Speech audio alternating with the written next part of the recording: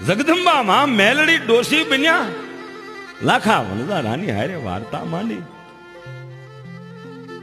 અને લાખો વણઝારો હીરિયા ભુવાનું ઘર પૂછતો દેવી પૂજકના વાસમાં હીરિયાના સાપરે આવ્યું.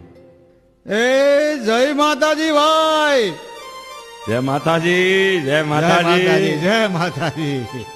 આવો મહેમાન, જય માતાજી. જય માતાજી, મહા જય માતાજી. હા, કેમ છો મહેમાન? ક્યાંથી આવો છો? એ પરદેશમાંથી પોઈઠું લઈને આવું છું બાપુ. મારું નામ છે લાખો વણઝારો.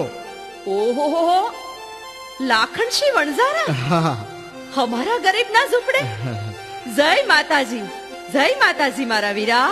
જય માતાજી બેન, જય માતાજી.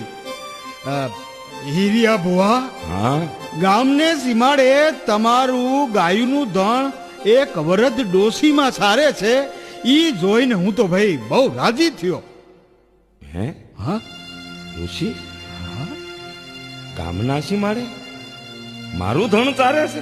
હા હા, એને તો મને કીધું કે આ ધણ હીરિયા ભુવાનું છે. ઓહો જીતવા, હે મારી માતાજી, જય માતાજી. ભલે ભલે, પણ બોલો તમારે શું કામ કર્યું?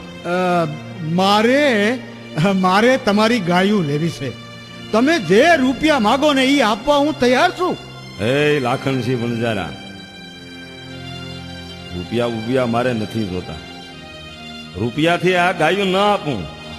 હા, એક કામ કરો, મારી હારે કોઈ શરત રમો, અને જો શરતમાં જીતી જાવ તો આ ગાયુંનું ધણ તમારું. એમ? ભલે ભલે, કાંઈ વાંધો નહીં. કઈ શરત રમવી છે તમારે? એમ નહીં, શરત રમી હોય તો હાલો રાજ દરબારમાં જઈ અને તાંબાના પત્રે લેખ માંડવા પડશે, પછી બોલ્યું ફરાશે નહીં. મંજૂર છે? હા હા, મને તમારી બધી શરતો મંજૂર છે, પણ શરત કઈ રમવી છે ઈ તો કયો. શરત સાંભળો વણઝારા ભાઈ, તમારી આ હવા હો કોઠું છે ને, એ બધી હાંઢું ને મારા વંડા પાસેથી કાઢો, અને એમાંથી જો એકાદ હાંડ કે બેગ જે કોઈ વંડામાં બેસી જાય તો એ હાંડ મારી અને આ ગાયનું ધણ તમારું. કદાચ ને એક પણ હાંડ નો આવે